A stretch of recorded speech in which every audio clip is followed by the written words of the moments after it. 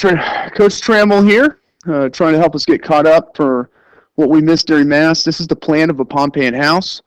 This is going to be available to you on page 13 in your book.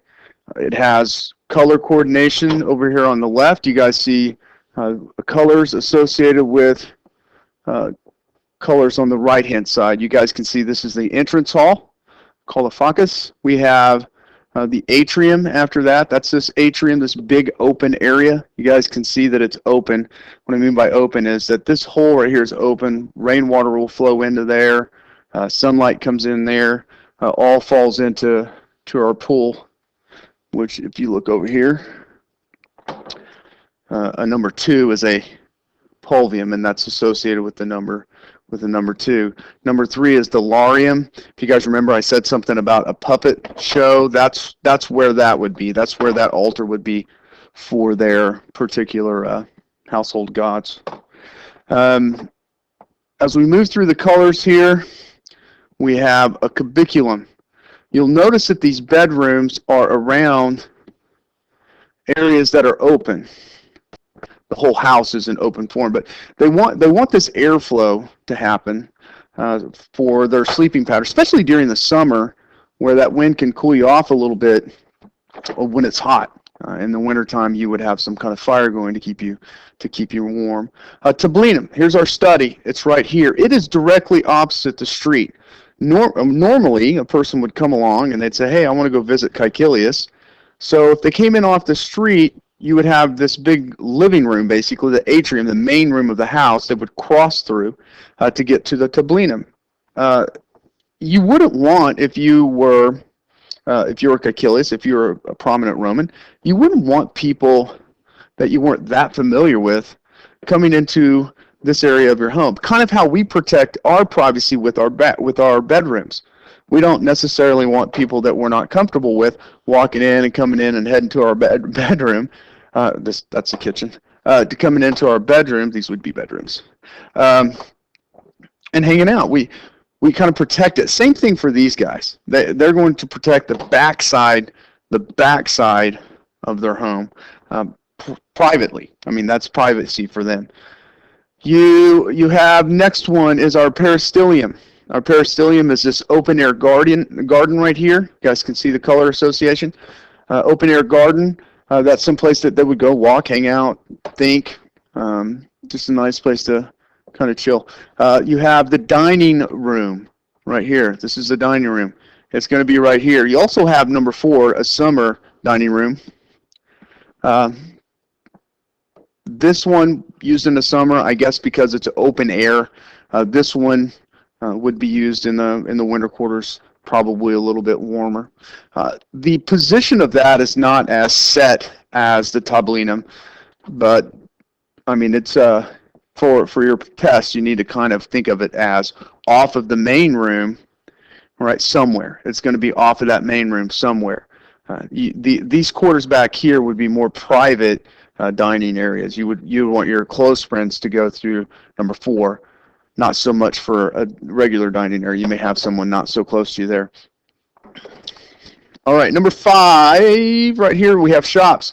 If you own this large house here, you could make a little bit of money by either A, renting out these shops on the sides, because you have main streets coming through here, you have main streets coming through here, so people would use these areas as shops. You could make a little bit of money either by renting them out or by opening up a shop yourself. So that's what those 5s would be right there. We have next, we have a culina, we have the kitchen and the latrine. If you'll notice in this particular one, the bathroom and the kitchen are close to each other. Not sure what that means. Not sure I would necessarily lay my house out that way. But I guess that's what this particular man, Caecilius, wanted to do with his house. So that's the layout or the plan of a Pompeian house. You need to make sure that you know this for your test. I'm going to pause this for just a second, guys. Okay, I'm back. One of the things that you're also going to need to know for the upcoming test is the names of the city that surround the explosion or the eruption of Mount Vesuvius. If you look on this map over here, it shows you where in Italy the story is taking place. It's a small area of Italy. You guys can see that it is southeast of Rome. It is a typical Roman city. The reason that we're going to study it is because it was preserved so well. There are some things over the course of centuries that Rome has lost, but buried by volcanic ash, we get a lot better representation of Roman life from, in particular, Pompeii and some of the other cities around. If you look at this particular map, this is really what we're going to be asking you on the test. Where is Pompeii with relation to Mount Vesuvius? Where is Herculaneum with respect to Mount Vesuvius? What happened at Herculaneum? What happened there versus what happened at Pompeii? These are the two big cities. One is going to be covered by ash and one is just annihilated by the explosion. You have Neapolis, you have Misenum, you have Nola, you have Lucaria, you have Stabia. Those are the ones you want to know for your test. Other than that, this map is not going to be used too often in our class. The two major cities I really want you to know are these two. But for the test, for stage 1 test, you need to know all of these for the questions that they're going to ask you. You can find this on page 10 in your book. All right, let's get to some more detailed information, okay? All right, what I would like for you to do is I would like you to do exercise A by yourself. I'm going to hit a pause button for me. I want you to do the same. Do this work. Once you hit play again, the answers are going to be there, and I'll talk you through how I got those answers. So do exercise A for me. Hit pause now. Okay, hopefully you did this yourself. You were able to look through and find some of these answers. As you can tell by looking at my answers, serf comes from servus, and that's a pretty obvious connection. A serf is a lower class citizen, and a servant is obviously a lower class person. However, sometimes you end up with words like pater and patrician. Okay, a patrician is part of a patron society, and the patron takes care of his clients.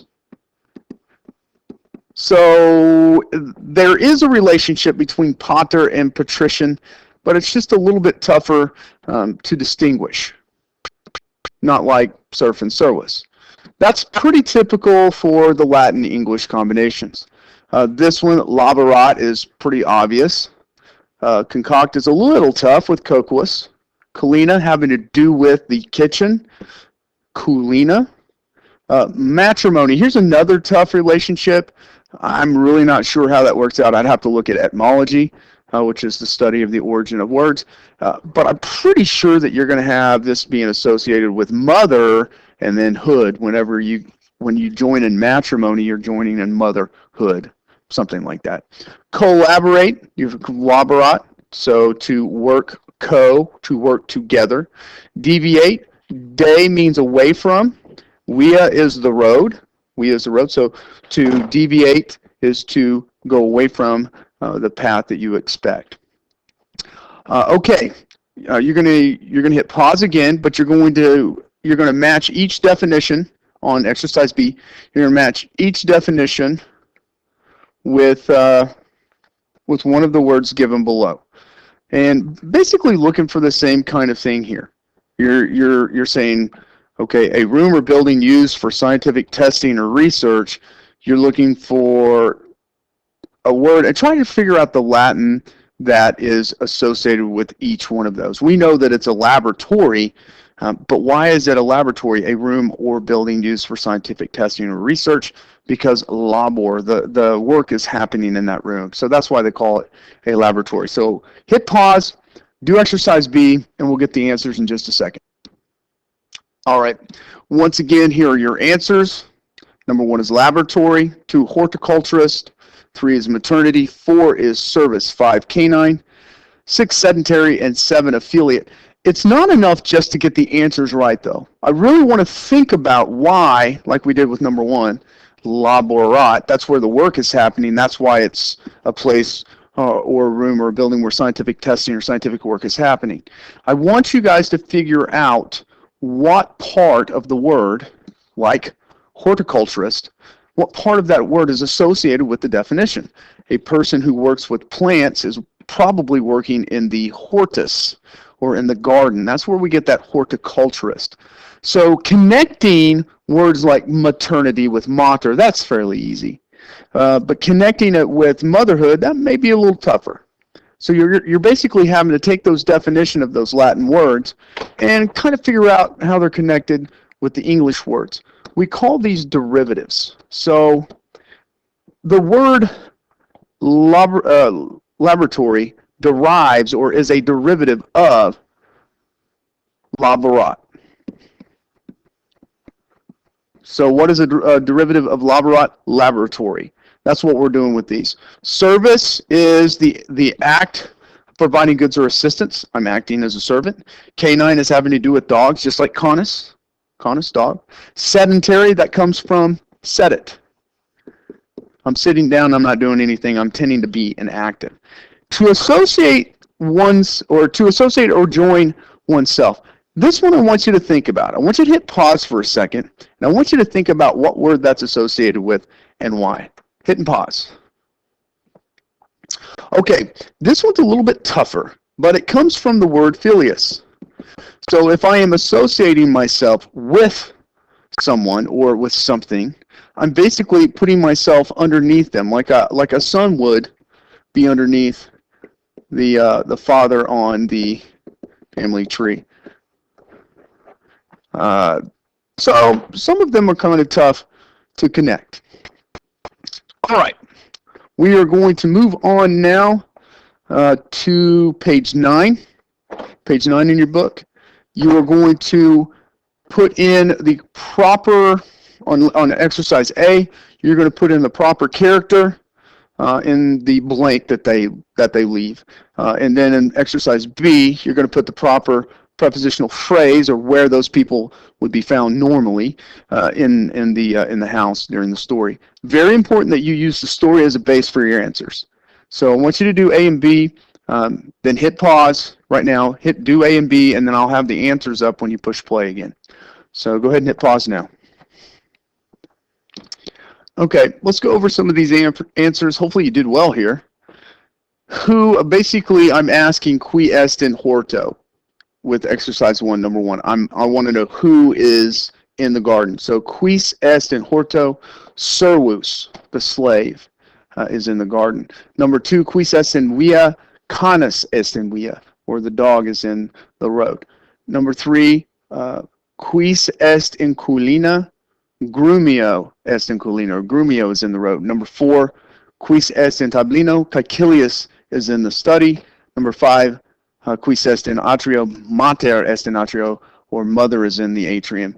Number 6, we have quis est in triclinio, quintus est in triclinio, quintus is in the dining room. I realize that through the family section that we read and the Cerberus that we read, that some of these people were in different places. But basically what this is asking you is, typically where would I find Quintus? Well, he's been in the dining room pretty much the whole time. Caecilius has pretty much been in the study the whole time. Mother we've seen in a couple places, but mostly in the atrium. So that's what they're asking when they're asking these kinds of questions. On exercise B, again, same thing. Where am I going to find Clemens? So ubi Clemens laborat. Where is Clemens working? In horto laborat. Clemens in horto laborat. Same thing, I'm asking where Caecilius is writing in this next one. Ubi Caecilius scribit. Caecilius and tablino scribit. So Caecilius is writing in the study. Number 3, ubi canis latrit, canis in via latrit. So in the road, the dog is barking in the road. Number 4, metella. So ubi metella stat. Metella in atrio stat. Metella is standing in the atrium. Number 5, ubi coquus est. Coquus est in culina. The cook is in the kitchen. Number 6, ubi quintus est.